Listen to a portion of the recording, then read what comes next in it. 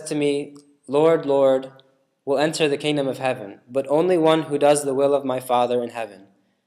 On that day, many will say to me, Lord, Lord, did we not prophesy in your name and cast out demons in your name and do many deeds of power in your name? Then I will declare to them, I never knew you. Go away from me, evildoers. Again, the same message that the Lord is painting. These people are calling him Lord, okay? It's kind of scary. We call him Lord. These people are calling him Lord. They're calling him, Master. You're my master. And these people are even doing miracles. They're even doing things that we've never done. They've gone to heights that we've never reached yet, right? He's saying, even you guys who perform miracles in my name, if you don't have it in your heart, if you think this is a joke and this is about just performing miracles and just going to church and just being not ready and not willing to take on to change, I never knew you. Go away from me, you evildoers. It's a very tough message, but this is the message that Christ is sending. It's not something to take easy. Here's St. Peter talking, and we're going to start getting into why. Why is it not this easy joyride? Why is it that it's so important to be humble like a child? This is the one requirement, right? That Christ said, be like this child and you'll enter. If you're not like this child, you're not going to enter, okay? So why is it so important to be like this child, to be humble?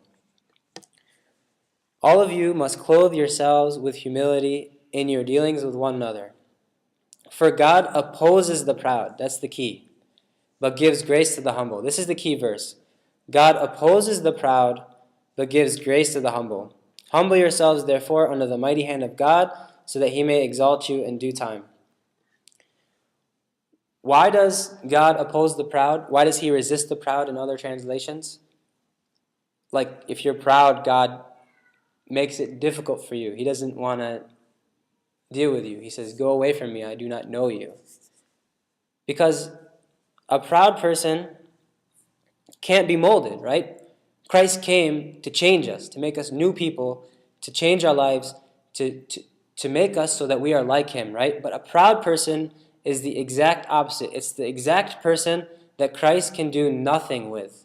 If I think that I am somebody who's a teacher, somebody that needs to teach other people, if I think that I'm set and I don't need to change anything and I'm perfect and nothing is going on, nothing needs to change, that is the exact attitude that Christ can't work with. It's pointless. Christ came for no reason because you're not going to let him work in your life. An example is a coach or a student. If you ever coached like a sport like soccer or softball, the students that you love, the kids that you love to coach are the kids that are ready. Tell me, they're just waiting for you. Tell me what I need to do, and I'll do it. If you tell me to run 3 miles every day, I'll do it. If you tell me to do this, I'll do it. But the kids that you can't coach, the kids that you can't teach in school are the kids that think they don't need any coaching, right? If I tell a kid, do this and do that, and he says, whatever, I'm good enough, I'm good without you, he's never going to grow, he's never going to change, and my coaching is not going to matter. And it's the same thing with Christ. Christ's coaching is not going to matter if we have this attitude.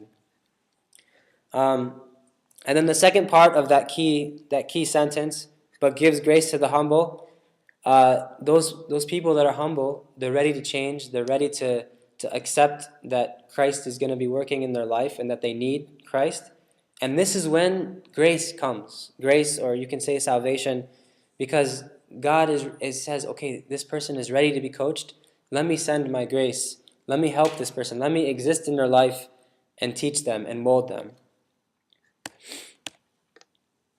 Another obvious reason is to be humble is because Christ himself was humble. He says, take my yoke upon you and learn from me, for I am gentle and humble in heart. Christ himself, the Son of God, was even humble.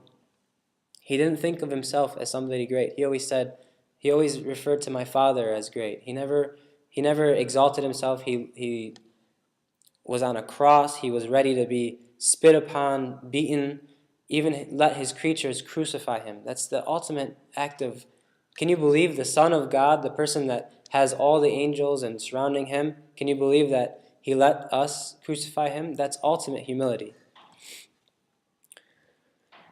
And humility is so important that even without humility,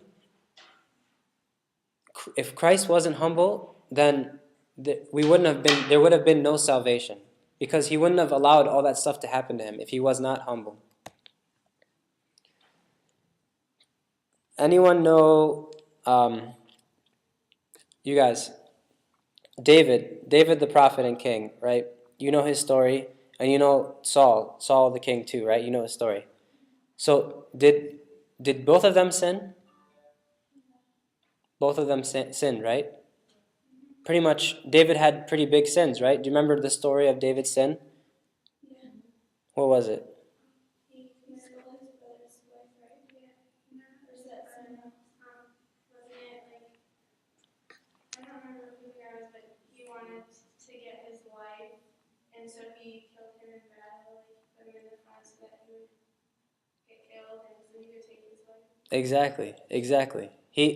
He was this great king, and God gave him all these things, and God was with him his whole life. And towards the end of his life, David, what did he do? He did something very bad. He looked at a woman who was married and wanted her. So he said, I'm going to take her, but I'm going to have to get rid of her husband first. So he sent her husband to the front lines and got killed. So he murdered her husband just to take her and for himself. Something very bad, right? And Saul, we know that Saul sinned as well too. But we know that David is a great king, and we call him a saint. And Christ loved him so much that his lineage was the lineage of, he calls himself the son of David, right? It doesn't make sense. They both sinned. What was the difference? Exactly. One of them said sorry. Okay? One of them said, I made a mistake, and then the other one didn't. That's the only difference between the two. Can you believe that? Two great kings that sinned. One of them was great, one of them was not. The only difference was one of them said sorry. How about the difference between Peter and Judas? Did both of them betray Christ? Both of them betrayed Christ in the same way, right? And what was the difference between the two? What? Exactly. One of them said sorry. One of them repented, said, I did something wrong, and cried, and the other one didn't, okay? One of them is one of the greatest apostles, and the other one is, you don't even say the person's name. Like if you say you're Judas, you insult the person, okay? And the only difference is one of them said sorry, one of them repented, okay? Humility is very important. And this is kind of a broad statement, but believe me when I tell you that humility can solve all problems. It sounds ridiculous, but trust me, humility can solve all problems. Problems between God and man. We already talked about that. We talked about that the problem between God and man thinks that he doesn't need God, okay? So he does all his own things. But if man is humble and thinks that he needs God, then he'll allow God to work in their life. And the problem between God and man is solved, okay? Problem between peer and peer, so equals to equals. So husband and wife, friend to friend, brother to brother, sister to sister, can be solved. Why? Because any argument, anything that happens, all you have to do is say, I'm sorry. I won't do it again, okay? And it's solved. And even between people that aren't equal, higher and lower, like a boss and employee, a parent and a child, all you have to do is be humble and not think that you're greater, not think that you can't be wrong, not think that you're infallible. And all you have to do is say sorry, and all problems will be solved through humility. I can't tell you how many arguments I've seen between people, and you're on the outside of the argument, and you're looking at the argument, and you're like, Why don't they